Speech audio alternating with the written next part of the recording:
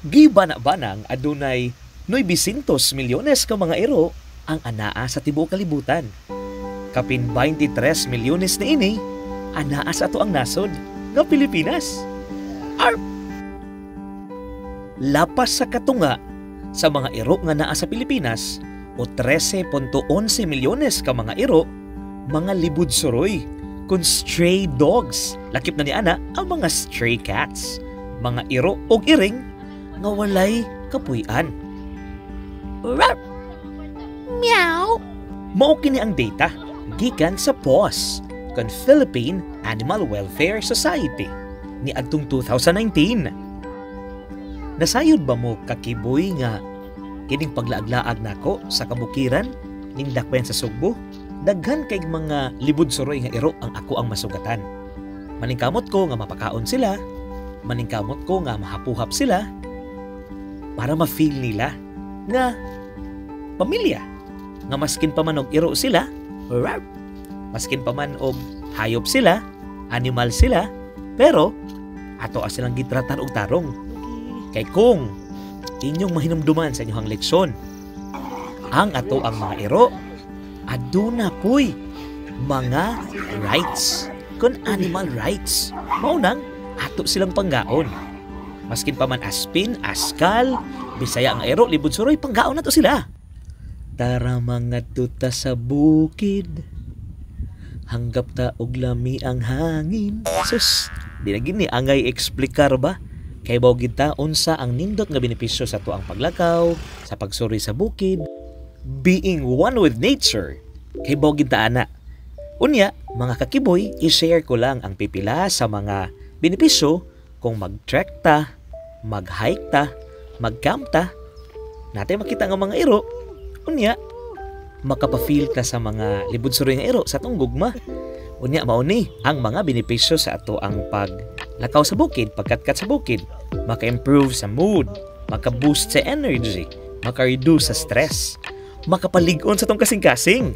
Unya, makapaus-us pagyod sa blood sugar, makapalig-on sa ato ang mga bukog, maka-reduce sa pain, sana all, and makapahait og maayo sa to ang memory. Kalamig yung katkaton ani mga bukid sa Cebu City, kaning inyong nakita, Cebu City ran eh. Mga kakiboy, may pagdaganon ko ning nindot nga bungtod diri sa Barangay Pamutan, Cebu City. Kato nakita nyo gani ha, sa Barangay Sapangdako, sa Barangay Babag, sa Barangay Budlaan, Barangay Siraw, Barangay Tuong, Cebu City nga mga barangay. Mga kakiboy, wa ko gigukod og iro diri ha, pero katon tagdagan. Bukod ta sa tao nga ato ang higugma, aw, di ay. Ay, di lang sa bukid. Kundili, maskin sa kadagatan, daghan ikog masugatan nga mga stray dogs, mga stray cats. Kini inyo nakita karon sa isla ni sa Camotes. Nawa o, nag-iiro nga, nagsigi og duol-duol nako. Lingaw kay siya. Nakigsaw sad sa ako ang gikaon nga. Tempura ba ni? Quick man siguro ni.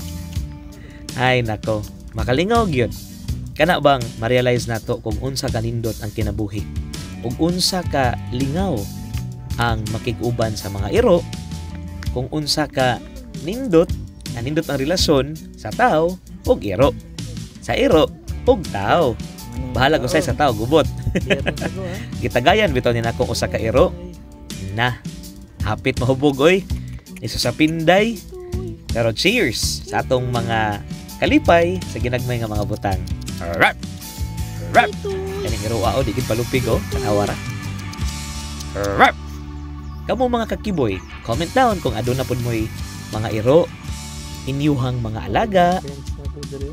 Usa sa mga benepisyo kung aduna tay iro, nindot man ni silang ikauban.